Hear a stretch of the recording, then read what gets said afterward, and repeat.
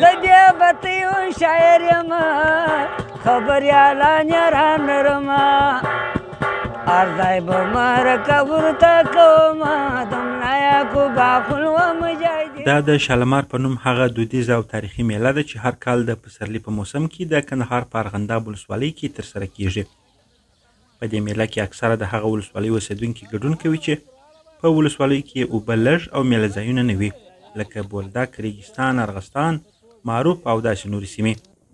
خلک وایي د شالمار په میله کې د دودیزو لوبو ترڅنګ پخوا د ټانک ټکور پروګرامونه هم ترسره کېدل. خو اوس مهال یوازې د دریا وهلو او تالی دراب پروګرامونه د ځوانانو لخوا جوړیږي.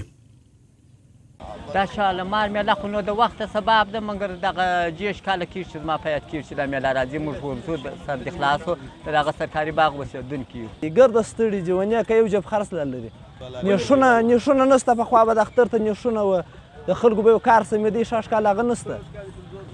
پروش کال ماجې 40,000 راوړي، شاش کال لسیله نسته.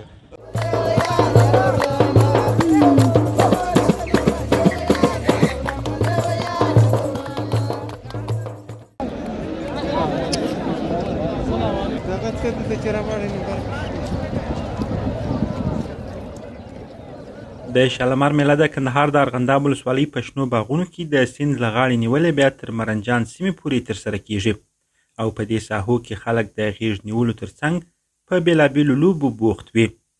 دغه میلې ته له نورو ولسوالیو او ډیورنډ کرښې ها غاړې څخه راغلي خلک وایي ډېر خوښ دي چې په دې میله کې ګډون کوي، خو د غیږ نیولو د لوبغالي غوښتنه کوي. ډېر ښه چلند سره کوي.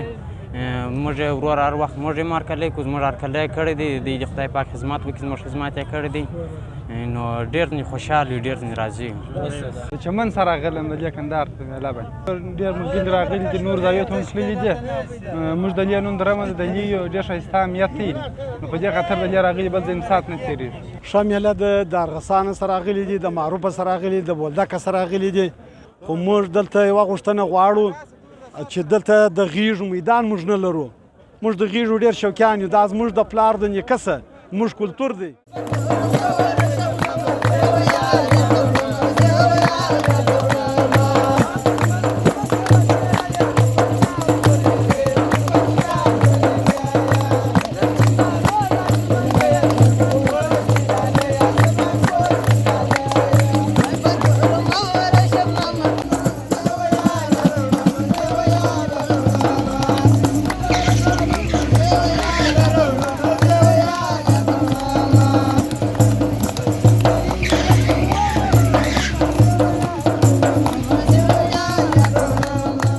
د ارغنداب ولسوالۍ اوسیدونکي بیا وایي د دغه میلې له پیل سره هر کال د زیاتو سیلانیانو په ورتګ سره د دوی توکي هم ډېر پلورل کیږي. د دوی په وینا سږکال بیا د اقتصادي ستونزو له امله ډېری کسان پر توکو پیسې نه ورکوي او په ډېر لږ لګښت د میلې ورځې تېروي. د شالمار میلې ترڅنګ د دوبي په موسم کې ډېری کسان د دهلې بند، خاکریز ولسوالۍ کې د شاه مقصود زیارت او نورو میله ځایونو ته هم د تفریح لپاره ځي. پژواک خبری اژانس د پیښو ریښتینې هنداره